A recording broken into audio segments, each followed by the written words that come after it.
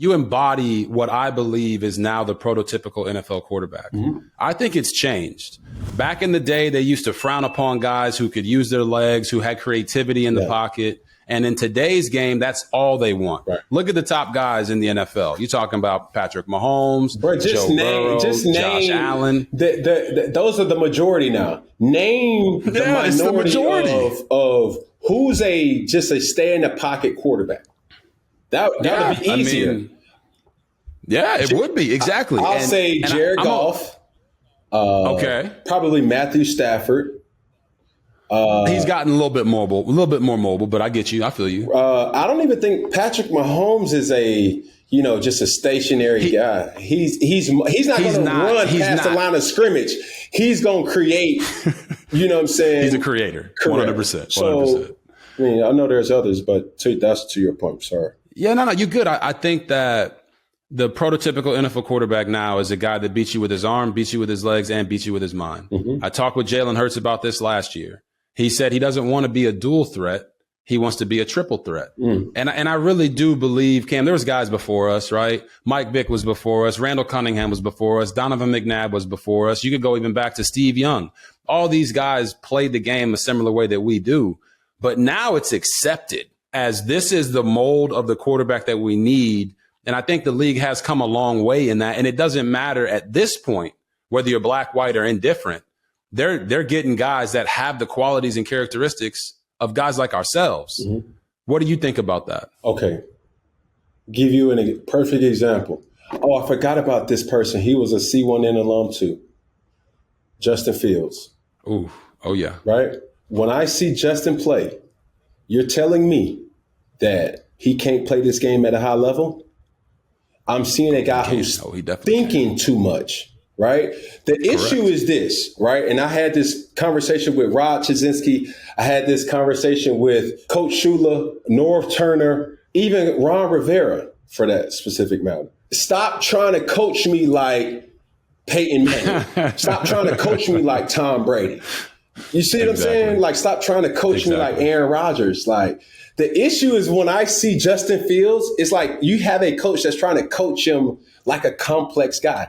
The thing is this, because when you look at Lamar Jackson, who I think has figured out his style of play, when the last 2022, 2021, 2020, when he first came into the league, it was just like, oh, he's not going to wait. I mean, he's not going to work. He's a bust in the making. But they've understood the tone and the language to let him play. Now, it could be as simple as this, right?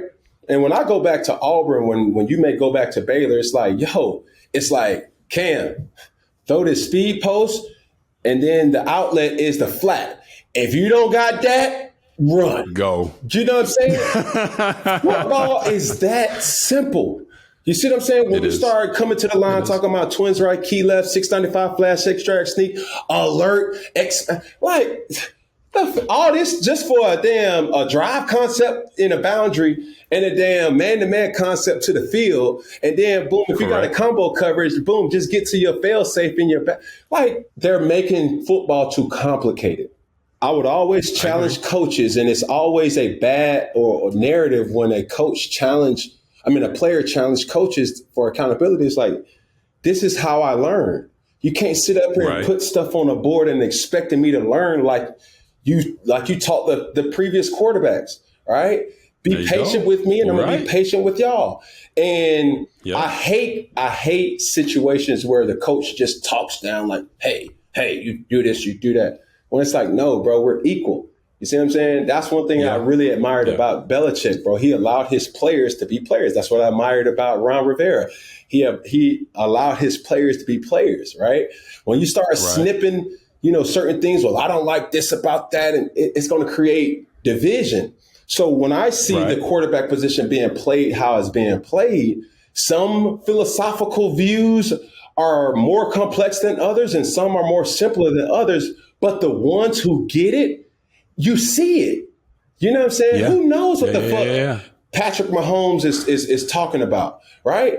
Who knows what Lamar Jackson's play sounds like? Who knows what Josh Allen's play sounds like? But you can tell they know exactly what they're doing. You see what I'm saying? Supposed to do exactly. So, yeah, I feel you because I know that with Lamar Jackson. To be honest with you, because I was his mentor there for 3 years in Baltimore. Yes, sir. And the best thing that the Ravens did when they came in, at first we had all these complicated play calls, and I was in 6 offenses in 8 years, so I learned them all. I knew how to do it all. It was super simple. But it wasn't as easy for Lamar. Right. So instead of the Ravens saying, all right, he can't play, he can't do this because he can't do this or that, they just gave us one-word plays. Right. Just like we were in college. Right. All right, hey, this concept's called cherry picker. Right. And we're going to go run that. And everybody knows, all right, this is where I line up on cherry picker. And I'm going to run this route. What that mean? How can I resonate that to my mind? No real shit. I'm giving you some real insight. Like cherry picker, like, hold on, that sounds like a man-to-man play because we're trying to get a real Thank you. Okay, cherry picker. Now, cherry backside may be CH with maybe a corner and a hitch, right? Look at this. Those things right there, bro, is how some people register plays. You can't negate that in overall football because football is a reactive sport. It's not a thinking sport. Everything after the snap is reacting. Everything before the snap is thinking. Okay, boom. One thing I respect about Josh McDaniel's system is you get movement keys. Okay, the reason why Gronk is outside the tight end or outside the receiver is to see who goes out there. Get the man zone read. You see what I'm saying? So boom, as soon as I break the huddle, the first thing I'm looking at is who's going out there with the doggone tight end. The cornerback goes out there. That means it's what coverage? Zone. Hello. Zone. Hey, alert. We good. Hey, come back in. Now we're going to our zone call. It took me years to understand that. Right. But you're sitting up here trying to make Justin Fields this robot rather than just saying like, yo, like this, that, and the third. Matter of fact, I'm gonna give you one better. 2015, we had a staple in our offense that was kind of geared towards what you was doing with was it Santana Moss or Pierre Garcon in Washington, right? That little RPO and the play action, the short 8, right? The 3-step or 4-step speed post, and then you had the big boy over the top, right? Correct. Our running game was so penetrating to defenses that allowed us to do that. We saw that in you guys' game plan. It's a copycat league, for Christ's sake. That whole situation may have been called one syllable rather than gun to bone trips, right? Shit, like all that bullshit, man. I was like, man, dog, just keep it simple. To your point, like guys learn differently, right? They learn and they conceptualize things different. You can't coach one guy like the next. And to your point about Justin Fields, he has been a robot because they're trying to coach him like Aaron Rodgers. Right. You know how long it took Aaron Rodgers to become Aaron Rodgers? Right. You know how long it took Tom Brady to truly become the Tom Brady that can carry a team? A master. It takes a while to make that happen. So you got to kind of coach a guy where he's at and kind of showcase what he's doing. Right. And to really continue that conversation, when you look at a guy like Anthony Richardson and he's got the nickname Cam Jackson, how do you assess his game? Do you like the nickname or do you think he's just an entire, player of his own? Man, he's his own player, bro. Just looking at his body composition and, just what he's able to do, right? It's something that if coached the right way, he would be one of the greats. You see what I'm saying? Ooh, I believe it, though. But it starts with coaching. You see what I'm saying? A lot of these franchises are putting a lot of pressure on a quarterback that they not putting on the coach that's coaching the quarterback. All right. There you go. And you can say, all right, well, we're giving the quarterback, he's a franchise player. Bro, when I got the trust from Coach Shula, Mike Shula, and when we started seeing eye to eye, Ken Dorsey, when we started seeing eye to eye, it was just so simple for me to just play. That's what 2015 was. It's like, Coach, let me be me. Because sometimes you're going to call some shit plays, and guess who's going to get you out of that? Hello. There you go. So sometimes you're going to sit up here and you're going to say, bro, this is an unbelievable play. Boom, touchdown. But more times than not, it's the coach seeing something and the player executing it. That's all it is. So the accountability has to be on all fronts, man. And we've seen a lot. I mean, granted, this past week of Zach Wilson, this is the first time I've seen Zach Wilson. Oh, my gosh. Who the hell is this guy? He was out there slinging that thing. But he was out there slinging that thing. Yeah, but it's one of those situations like, bro, you could tell like they was trying to call plays for Aaron Rodgers, and then all of a sudden like, the best conversation that I probably had with most of my coaches was like, what do you want? Right? Correct. Not one of these situations. We all do plays before the game, and the night before the game, we go and like, what you like on 3rd and 2 to 4. Every team does it. Yep. Like, yada, da, da, da. And there are situations where it's like, but why don't you like this play? Man, do I have to explain why I don't like this play? I don't just like this. Take it out. Just take it out. It's simple. Like, you just got to hit your comeback versus quarters, and then you got to just come down to this. They're heavy man to man. And I like, bro, look. Well, keep it in. Who's playing? Who's playing, bro? You know, who's playing? Is it me playing or is it the coach playing? I totally understand where you're coming on from that side of the coin. But let's talk about a guy that's in a situation that you were in Carolina, Bryce Young. What do you think Bryce Young needs to be the best he can be in Carolina? Leadership. Okay. Leadership. I don't question Andy Dalton. I don't question the coach. I don't question the ownership. But the best thing, even for me, when I was a young rookie, was leadership. You know, when I look back at my rookie season, guys like Jordan Gross, guys like John, Thomas Davis, Luke wasn't there, Ryan Khalil. I mean, you had Steve Smith, right? Steve Smith. Those guys, we had them situations where it's like, bro, that ain't it, bro. And I'm not talking about talent. It's just like, bro, you can't come in you're the quarterback, bro. Like, it was one of those things where I didn't necessarily know. You know, I didn't know a team meeting started at 8 o'clock. And I was just going to show up at 7:45, walking into the building at 7:45. You know what I'm saying? I thought that was early.